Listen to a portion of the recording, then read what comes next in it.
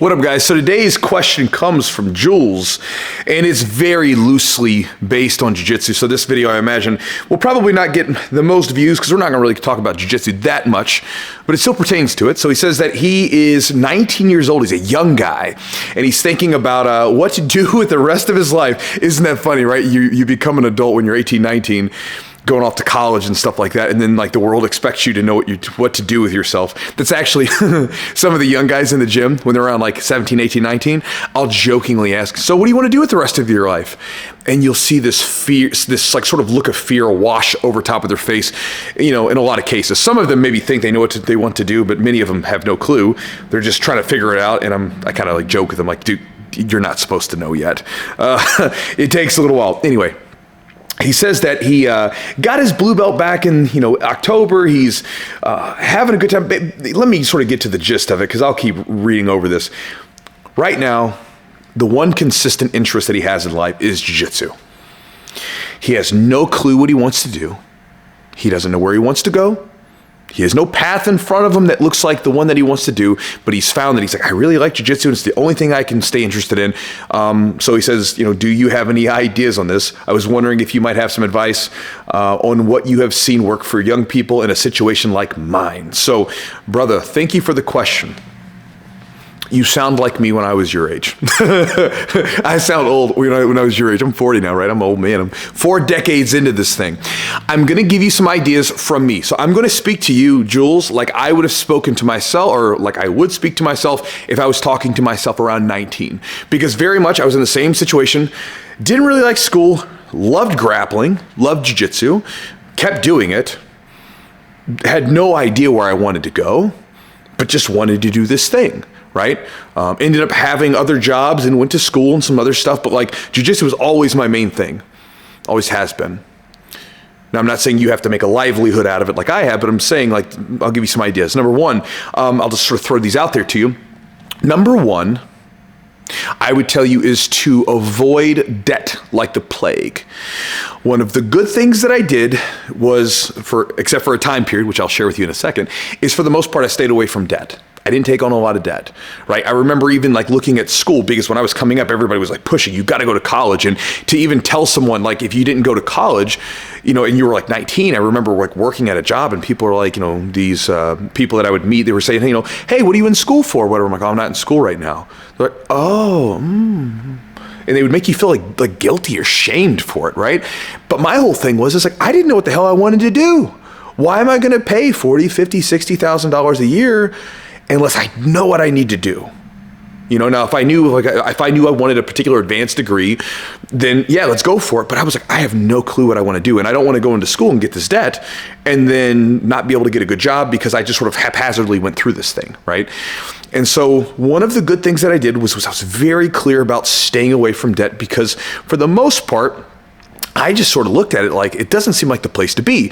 Most people are getting themselves swamped in debt and they don't seem very happy about it. So I don't want to do that. Now, there is time to take on debt should you need to, but you want to be very thoughtful about it. And that kind of gets to another idea, is that you want to be very, very clear on what you want versus what society wants. So here's a mistake I made. In my early 20s, I was dating a young woman, and I felt like it was the next step, that what I needed to do was move on with my life. And so I bought a house, got a new car, we had a dog. I mean, it was the whole deal, right? I'm working a ton of hours to provide for this woman, right? Because I'm like, this is what I need to do. Eventually find out she's cheating on me. You get the idea, right? So all this falls apart. And I remember sort of having this thing where you buy all this stuff, but you're not even happy about it because it's not what you wanted. At least it's not what I wanted. But I did it because it's what society sort of pushed on me. Oh, you should want to buy a home. You should want to buy a new car. Even the car thing's kind of funny. I'm not sure if you're familiar with this, but like the car thing is really interesting, where if you go back, there's a guy named Edward Bernays. He was a famous marketer, propaganda guy. And so all the big car companies come to him and they're like, hey man, we need to sell more vehicles because people aren't buying them, because it's kind of a utility. It's like, hey, you get from point A to point B. If it's not broke, why do I need a new one? So he's like, no, here's what we're going to do. We're going to come up with new versions of it, new looks, and we're going to link it to male virility. And, essentially it was like your Your masculinity was then wrapped up in what kind of car you drove. And now, damn near 100 years later, here we are. And, as soon as a guy, at least in the United States, I don't know what it's like over in the UK for you, Jules, but at least for guys, it's like as soon as they get a couple nickels to rub together, they want to go, schlep off to the friggin' car lot and get a new car because they think it makes them feel good, right?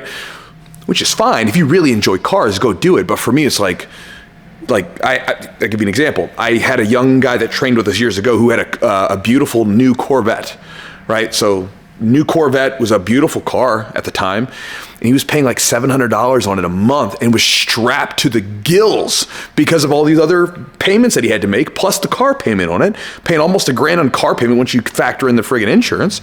It's like, bro, for what? And again, it was an image thing. He felt like, oh, this is really going to make me. And then he hated the thing. He felt like he was a slave to his stuff, right? He's having to work just to basically pay for this damn thing he doesn't like. And so I got to that point in my early 20s where I bought all this stuff. Here, I'm buying all this stuff. Oh, look at me. I've made it, but I'm miserable. And so I then got away from all that stuff and then went the completely opposite direction. And at one point I'm sleeping, after this is over, I'm sleeping in my mom's home. I came back home and basically there were no available rooms. One of the rooms that was available was kind of like I don't want to say a storage room, but it was a bedroom where they're just storing stuff. So I'm sleeping there and I have an air mattress that deflates halfway through the night. Literally, I would lay on it and then by in the middle of the night, I would be sort of sunken in because all the air was out of it. I'd have to press the button. It would pop back up. Then, it was a mess. But I was happy there because now I was able to be a little bit more free and do what I wanted to do.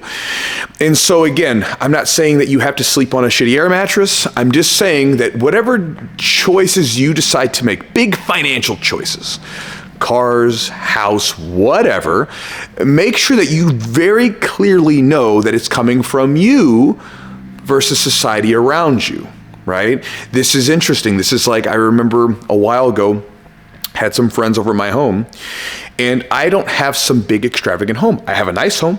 I have acreage. I have land where me and my family can run around. We have a park in our backyard, but it's not a massive home. And I remember someone asking me, and this is before I had my son. This is a couple of years ago. This is like just me and my wife, and like, that's it. It's like, you remember he asked, he's like, hey, how come you don't have a bigger house? And I was like, why the hell do I want one? Like, why do I need like another room? I've got an office. My wife has an office. We have a bedroom. We have a spare bedroom. What do I need extra space for? It's me and my wife. But again, there's this thing like more. That's how you show I've made it, right? I've talked about this before. Like usually like when I get a little extra money, I'll go over here and we'll buy some more weight equipment or we'll get some new mats, something like that, right? That's what I kind of get excited about, like buying stuff and having rooms in a house that I'm not going to use anyway. It doesn't really get me. Anyway, rambling, but again, be very clear on what you want to do. Now, what this is doing, what I'm trying to get you to think about, because I'm thinking about me, is it allows you to have mobility. You get to make choices. Because see, if you get locked in to a ton of debt and then you have to pay this stuff off, then let's say, for instance, you have some cool opportunity that you would like to take part in. Maybe it's jiu-jitsu, maybe it's just something else. Some opportunity presents itself in front of you. You can't take advantage of it because you got to pay for all this stuff. You don't have that freedom anymore, bro. You have to do this. So my thought process is like, unless you find your path, and if maybe it requires debt, that's fine. But until you find that path, you stay mobile. You keep working on yourself. You keep improving in whatever areas you want to, but you stay mobile. So this way, when something pops up, boom, you can go 100% all in on it, rather than being like, I would love to do that, but I can't. And again, this is the way that I felt about it, because as soon as I got off the shackles of all the debt, then I could be mobile and I could take the opportunities like I did when I was with the gym, where I was basically got paid very little money to work a lot.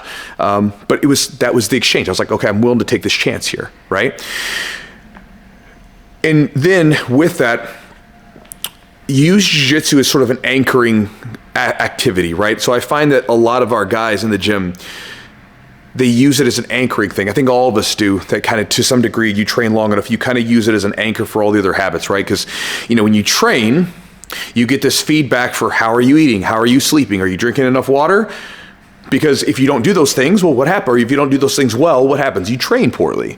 You don't have good performance. You don't remember things. And then, on top of that, it has these beautiful benefits for many of us. I imagine it does for you, where you feel good after training. You've had this camaraderie, this connection to people. You just have this nice feeling after you're done training. The endorphins that come from after rolling, it feels great, right? You feel pretty good from it, and it sort of anchors you. It keeps you steady for a lot of the other stuff that you deal with.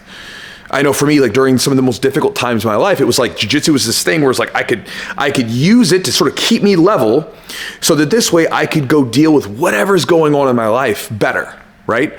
And even now I think it makes me a husband, a better father, a better friend, so personally. Again, I'm not saying that this is going to do this for everybody, but it has for me. And so you were asking, like, you don't know what to do with your life, you're 19, do I have any tips? I can't tell you what to do, of course, because again, you have your own path to follow. Times are different. I can just tell you that where I felt like when I was younger, I did some things right, did some things wrong. The things that I did wrong, one of the biggest mistakes I made in my younger days was allowing myself to be pulled by society in the way that society wanted me to go, opposed to really being thoughtful about what I wanted and then working towards that. And I think that happens to a lot of us, right? We're a part of this machine that's trying to push us one way or the other in a direction. And I think that you just want to be very intentional, especially when you're talking about big financial decisions that are going to impact you for the rest of your life, like school, like a home, like car, things like that. It's very important to be thoughtful about what you want to do, and then going with whatever you actually want versus what society wants. Because again, I know this video is rambling, but again, Jules, hopefully this helps you. I remember many of my friends and family members, when I made those decisions to basically get rid of everything, stop working and go to this gym and make like no money, sleeping on the air mattress times, right? When I did that, they looked at me like I was weird. They told me I was weird. Right? I remember people telling me, big mistake there, whatever, because I actually was making some decent money at the job I had at the time, but like bad mistake, big mistake, dumb, whatever. And then, now 15 years later, whatever, right? It's like, oh man, you're so lucky. Oh, you're so lucky. You get to do this stuff. I'm like, lucky? I was like, what do you mean lucky? I was eating dirt at the beginning, right? I was like sleeping on an air mattress, making not even barely enough money to pay my bills. Had to like scrounge up extra privates and whatever else I could just to make it by, on this chance that maybe this thing worked, because there was no guarantee. But again, I could do that because I was willing to sort of eat crap. Because meanwhile, at this time period, all of my friends are like, they're working up the ladder, they're buying stuff, it looks like they have what I should want, but I was happy as could be. But again, eventually it worked out where I was able to, take care of myself financially. I still live sort of frugally because, I don't know, I feel like it's the way to be, but at the same time, I have the things that I need to provide security for myself and my family, right? So it's a beautiful thing. So anyway, I'm rambling at this point. Jules, I think my point has been clear. Figure out your path. You'll find it. There's a bit by Joe Rogan where he was one of his old comedy specials. He talks about how there's like no real thing as a real adults, or there's no such thing as real adults. He says, you're going through the checkout line at the grocery store, and the kid asks, "Hey, sir, do you want paper or plastic?" And the guy's like, "Sir, I'm an adult. I'm 37. I'm 30. Right?" And then you realize this eventually as you get older. You'll realize this, that like you don't have it figured out. Nobody has it figured out, bro. None of us do. We're all sort of doing our best that we can at any given time, and like one big thing throws things for a loop, right? One big technological shift, one big economic crisis, one whatever. All the rules go out the window, and all the people that had it all figured out, So again, we're all doing the best we can. And so again, you'll never have it figured out per se. You get it a little figured out. You have a good path for yourself. You'll find it if you want it. You just have to stay focused. Use jiu-jitsu as like your anchoring habit. Use it as this thing that brings you into center, that helps you out in all other aspects of your life. And then, be mobile enough to take opportunities as they present themselves. Live like a Spartan. Don't buy extra stuff that you don't want. Do things that are going to suit your needs, stuff that's going to scratch your itch, not trying to keep up with the Joneses or present some sort of image or facade to the rest of the world that then makes you not able to do the things that you truly want to do, right? That was where I made the mistake. and I see a lot of people make the same mistake. Maybe it's not you, but that's my best ideas, right? Because again, I can't tell you what to do, but I can give you experiences that I've had, and maybe you can take something from that. So, Jules, thanks for the question, brother. Good luck with everything, and I'll talk to you guys next time.